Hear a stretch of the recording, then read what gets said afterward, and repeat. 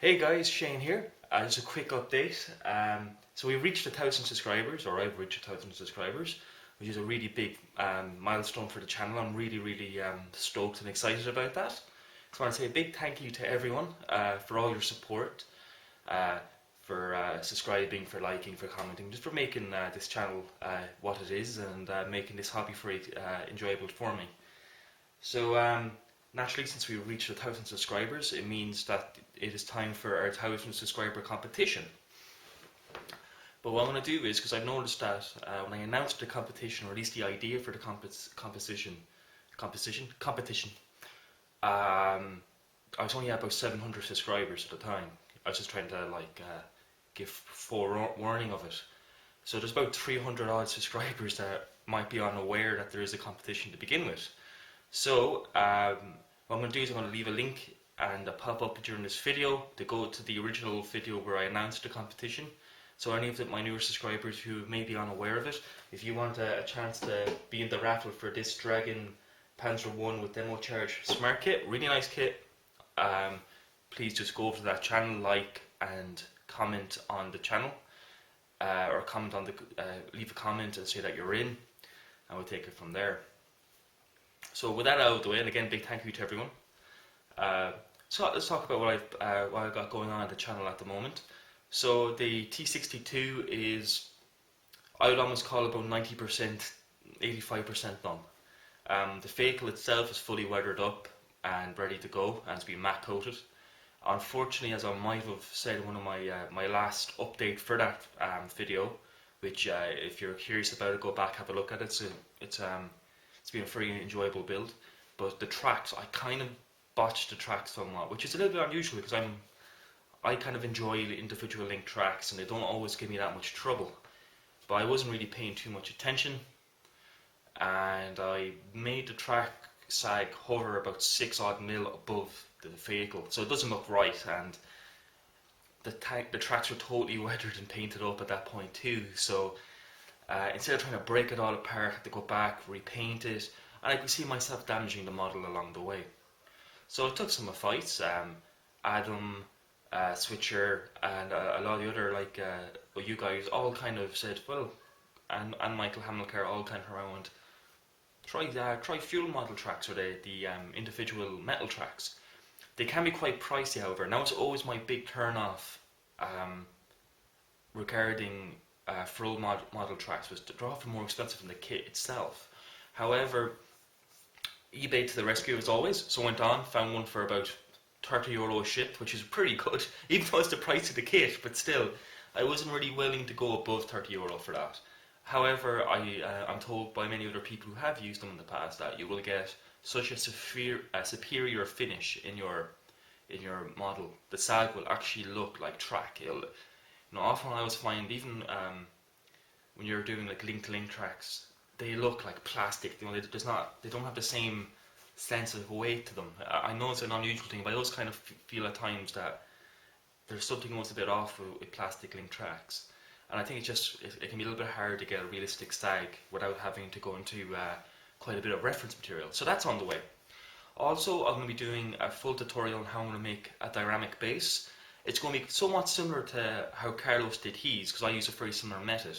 But I'm building mine with a little bit of groundwork and rubble and walls. So the crux of the diorama and the tutorial on that diorama is going to be focused on how to build kind of an urban setting. So if you go over to his channel and go through his videos, you'll find a really good how to make like a desert vignette diorama base. Very simple, very lovely actually. Great amount of work he packed into that while keeping it simple. So it's fit for everybody of any skill or any experience level. Mine is going to be more or less kind of the same, but instead of it being a desert, it's going to be an urban setting. So I won't have like walls. Everything's going to be scratch built. We're going to have tarmac or asphalt, wherever you guys call your tarmac over there. And how we're going to go about that. I've been working on it, experimenting. So that tutorial will probably be happening. Probably not this week, but next week at some point, maybe the week after. I need to find some balsa wood, which can be a little bit hard to track down. So that's coming up soon. Also, any of you might have been following some of the comments I made on YouTube modelers. might have seen that I was saying I was going to do a kind of a beginner's guide, or a very simplistic way of painting figures. And I have the figure that I was kind of experimenting on, which is, you're probably not going to see it this far away from the camera. He was basically a German tanker in like the standard black tanker's uniform. And I was trying to just experiment with old techniques I used to use to try to get alright looking models. And I was dry brushing and washes. And to be honest with you, I'm not happy with it. And I feel that if I show this way, it's only going to lock you into a very, very rigid way of doing things, and you're not going to get the best result, even though with the same amount of effort, with a slightly different way, you would have got a better result. So what I'm going to actually do, and this is how I'm going to go about a beginner's guide to painting figures. That doesn't necessarily mean that it's a sign if you want to be the greatest figure painter ever. No, it could be you're an armor modeler and you just want to get some tips that your crews look human and not. Because often, a long build, you've been photo etching out of the hell out of the kit. You come to the crew, you're burnt out. So, kind of mentalities to get into to get the best result out of your figures without having to put hundreds of hours or whatever into your figures. So I'm going to do a multi-part. I'm going to go through different techniques, really just cut it down to what they fundamentally are, rather than like going through like very big phrases and taking the mysticism out of figure painting, because it's not that difficult. If you can do small photo etch, you can paint a figure. If you can paint the rubber rims of a tire, you can do figures. It's all just your brush control. And also it's a psychological thing too, not to panic and just enjoy it. You can go as far or keep the build or the painting process as simple as you wish. And the whole idea is that I'm not going to tailor these videos for people who just want to do kind of a simple way or a basic way, or guys who want some tips and tricks and some inspiration to go up to higher levels. It's just going to be techniques, how I use them, because everyone has a different way of doing it. And like, I'm not a painting expert by any stretch of the imagination, but I'm good enough that people commission me to paint stuff for them. So that gives me a little bit of weight in it, like, but not a lot, but still something. And so that series of videos is going to get made quite soon. Other stuff going on, well, the Tiger build, which is turned into, I'm looking quite forward to this actually, it's turned into a Kursk Tiger buddy build with myself and Adam Mann. Now there's no set date for that yet between the two of us, it's just going to be me and him building. He's building, I believe, the orange or white box offering from DML or Dragon, and I'm building the Tiger one that Fraser or Von Kettenham sent out to me several months ago. Again, thank you so much for that, it was awesome. And I've bought some photo etch and some alpine figures to go with it since. So it's going to be really, really good build. I'm not really sure when I'm going to be building it. I'm probably going to start it the next maybe couple of weeks, whenever really Adam has a time. And it's just going to be the two of us, and it's just going to for a bit of crack and a bit of enjoyment.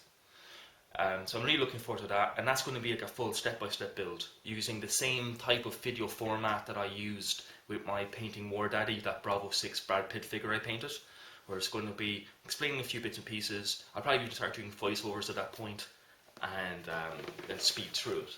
Nice, simple, you guys get a good feel for the kit. And also it's going to be a lot of photo etch involved, which is something I'm not that comfortable with, so it's going to be a learning experience for myself, so quite looking forward to that. What was I working on? Yes, my 70s group build entry. It's sitting in a drawer. I haven't touched it because them feckin' jerry can rails are doing my nutting. But I will get back to it. It's not a hard build. It's just I'm making life a bit hard on myself. So I'm probably about 50-60% of the way there before painting, and that's when the true fun begins. So like it's going okay, but right now I kind of lost my mojo on it, and I've yet to do 2 video reveals, one from my Airfix 48 scale Messerschmitt 109 E4 and the other from my Stug 4 from that Stug Live group build. So I have 2 video reveals yet to do on them, and then take some photos and send the Stug photos out to Adam. I've been meaning to do that. I'll try to get that done today.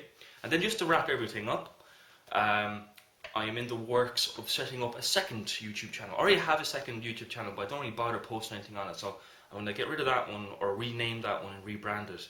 And that's going to be my my wargaming channel and my commission channel. I don't want I don't like the idea of having the two of them interlinked. So any of my viewers that are watching me for like my wargaming videos or my painting tutorials, when the time comes, I'll give you a link to come over to that channel. Again, and any of my any of my model making viewers too, you'll probably get a good kick out of it too, because there'll be a lot of painting tutorials and different technique guides that will easily be applicable both to scale modeling too. So that's coming up. I have a few little subjects for doing wargaming tutorial kits and all that, so I've been stockpiling for that, and that probably won't be launched until sometime mid-December or pre-Christmas, because I'm working on a few bits and pieces behind the scenes to get that ready. And that is really it. So again, thanks for listening to me ramble on. I did a few little bits and pieces to tell you, and that's really it.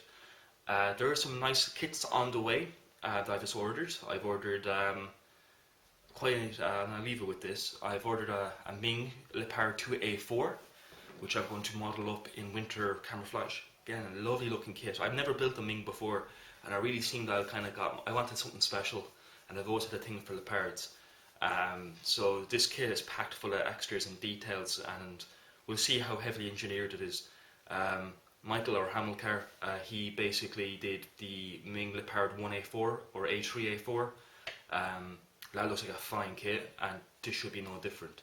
So that should be arriving in the next couple of weeks, and we'll do a full in-depth video review of that, because I think it deserves it. It's quite different. Haven't seen many of them online, and that's it. So I'll be doing also a nice little diorama base for that as well. So that's it. So anyone who's interested in winning this kit, do follow the link, like the page, or like the video, leave a comment, say that you're in, and then next week I'll do the draw. I'll just fire your names all into a random name generator, and we'll take it from there. So thanks for listening to me babble on for the last 10-15 minutes. I hope it wasn't that long, but it probably was. Stay safe as always, happy modelling, and watch out for those buses.